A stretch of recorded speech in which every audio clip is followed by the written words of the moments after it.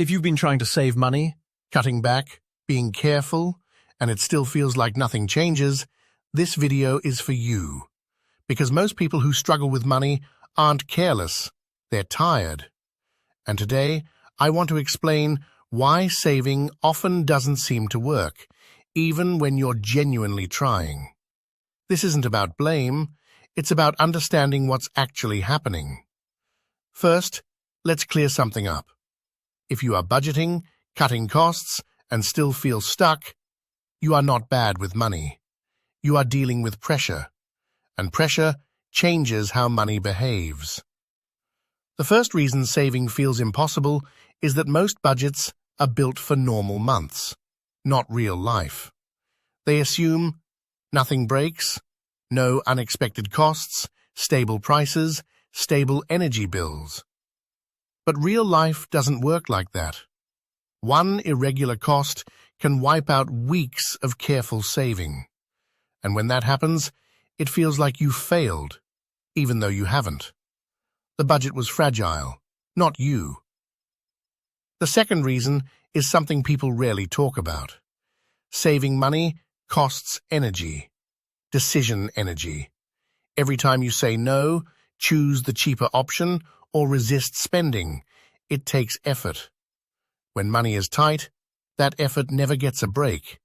Eventually, something gives.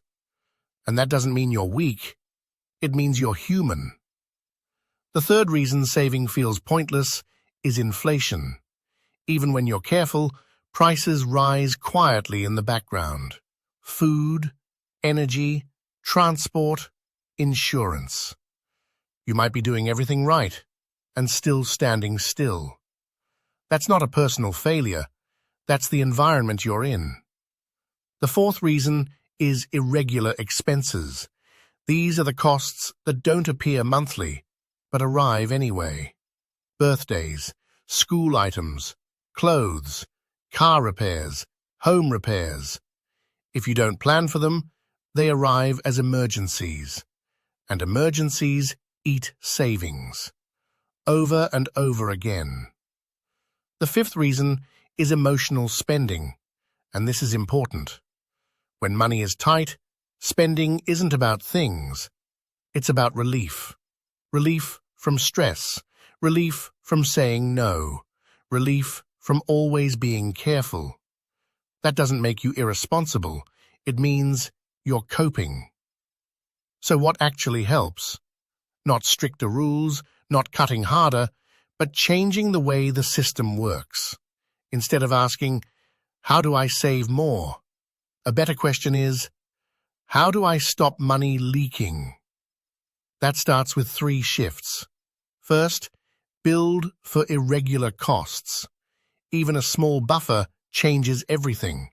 It turns emergencies into inconveniences. Second, move from monthly thinking to weekly awareness. Weekly check-ins catch problems early, before they become overwhelming.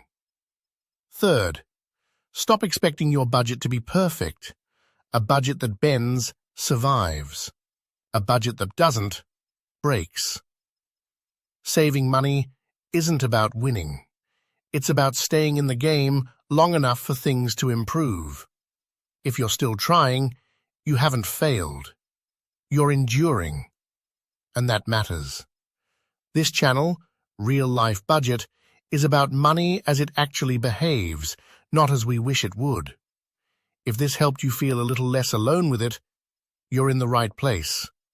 In the next video, I'll show you the simple weekly budgeting habit that stops money disappearing, even when income is tight. It's not complicated, and it doesn't require discipline. It just works with real life.